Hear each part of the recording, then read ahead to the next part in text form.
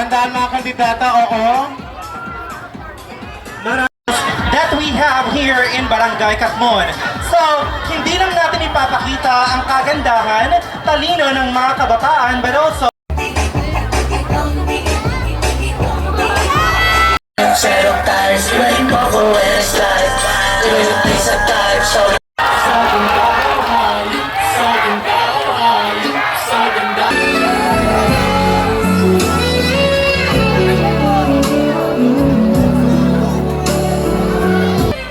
at Caloocan Ambush up next will finish Humanities in Of she's beneficiary is Prince Robe Esconde.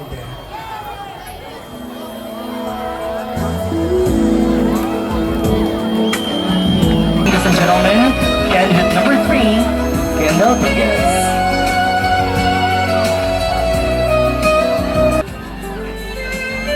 Elise is a title holder in our school pageant.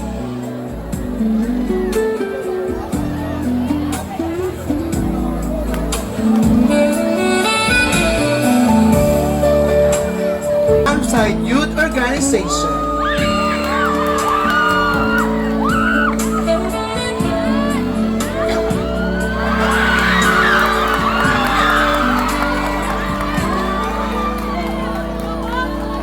Si Micaela ay nag-iwan ng kanyang And to become a teacher.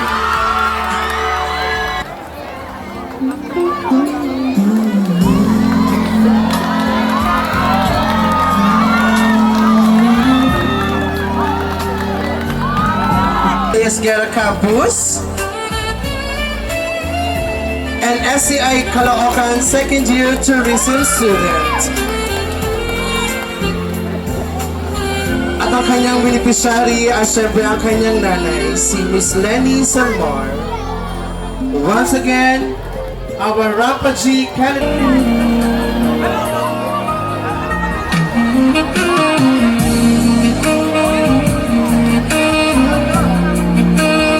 At Tinajeros National High School. And she is a hashtag, kaya ladies, pwede nang matalo, may free lashes kayo kay candidate na.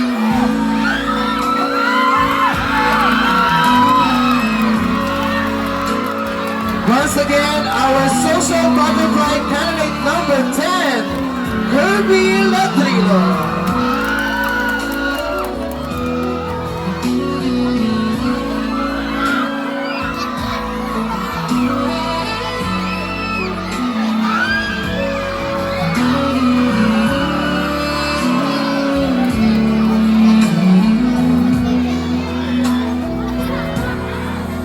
Ang same-sex marriage, ito ay ang kasal na magkaparehong kasarian.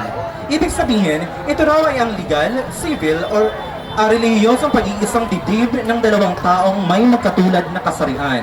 Pwede yung dalawang lalaki or dalawang babae. Sa pamamagitan nito, kinikilala ng batas o ng isang institusyon ang kanilang pagsasama bilang mag-asawa na nagbibigay sa kanila ng mga karapatan, obligasyon at proteksyon na katulad ng mga tradisyonal na kasal para sa lalaki at babae. Are you ready?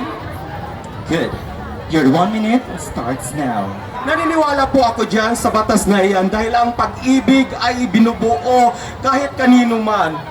Tayo ay nagmamahal sa kapwa natin, tayo may nagmamahal sa babae at sa lalaki, karapatan nila yon dahil sila ang may puso at doon po tumitibok ang kanilang puso sa kanilang ginugustuhan.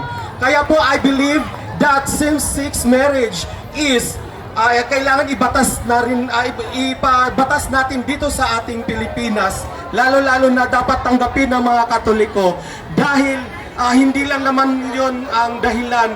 Kung ikaw ay gagawa ng mabuti sa iyong kapwa, hindi ka magnanakaw, hindi ka magpumatay, hindi ka magsisinungaling. Yun po ang batas ng Diyos. At para sa akin, ang sex marriage po ay hindi po sinasabatas. Ngunit ito po ay kusa pong nararamdaman ng iyong kapwa, kusa nararamdaman sa iyong sarili para magmahal sa iyong kapwa. Maraming salamat po. Pasok nasa 1 minute. And congratulations, candidate number 5. Summer starts now. Hashtag oil price hike. Hindi po ako sumasang-ayon sa ating oil price hike. Bakit? Dahil ang namumuno sa ating bansa ay kayang-kayang gawan ito ng paraan, pero hindi niya po ito ginawa ng paraan. Bakit po? Dahil sila po ay nananakop at kinukuha ang ating mga pangangailangan at ang ating mga kailangan sa araw-araw. Kailangan po natin ng bagong mamumuno sa ating bansa na mas maayos at mas may pag-iisip. Yun lamang po. Maraming salamat po. Thank you so much. Wow, that Bibi Sara is kung wala kang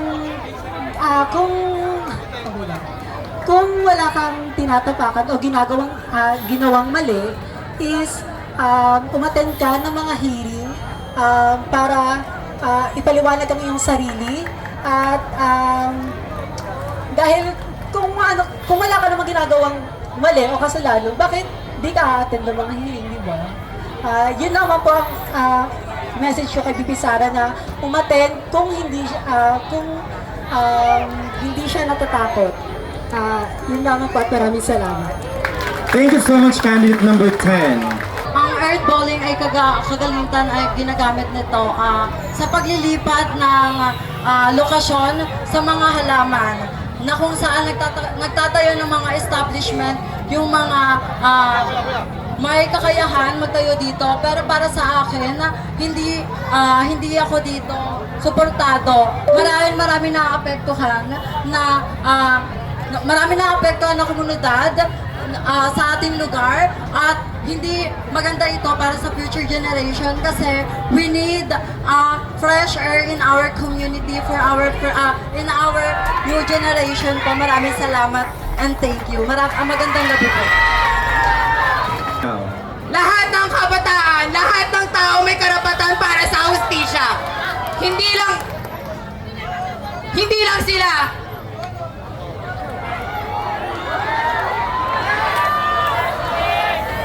Lahat tayo, hindi lang kabataan. Pati ang kabaklaan, lahat pwede sa justice. At karapatan natin to bilang isang tao. Kaya sa mga kabataan, ikamit natin ang hustisya at ipaglaban natin ang ating pagkatao. Yun naman po at maraming salamat. our Rampacy Queen 2026 goes to candidate number.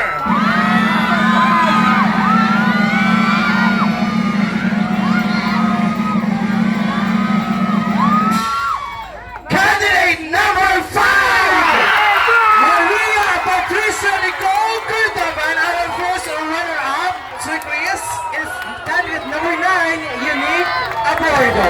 To be awarded as an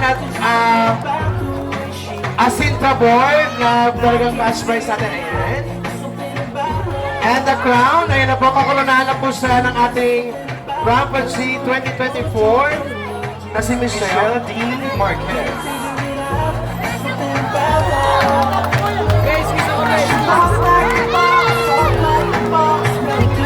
Alright. This is the reigning queen for Moment of Truth. Ayan. Dahan-dahan pinto po. Organizers mo daw may pinto. Again, please give a round of applause for our Rampacy 2026. Maria Patricia. Our fourth runner-up is candidate number 7, Darcy.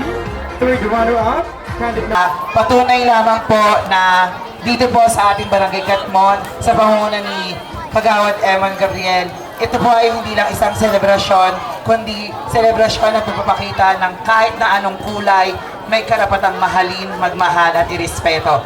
At magkaisa po tayo. So, maraming salamat po. Muli kami po ang committee ng Rampagy Strike 3. Maraming salamat po. Sa mga naging hurado, thank you so much po.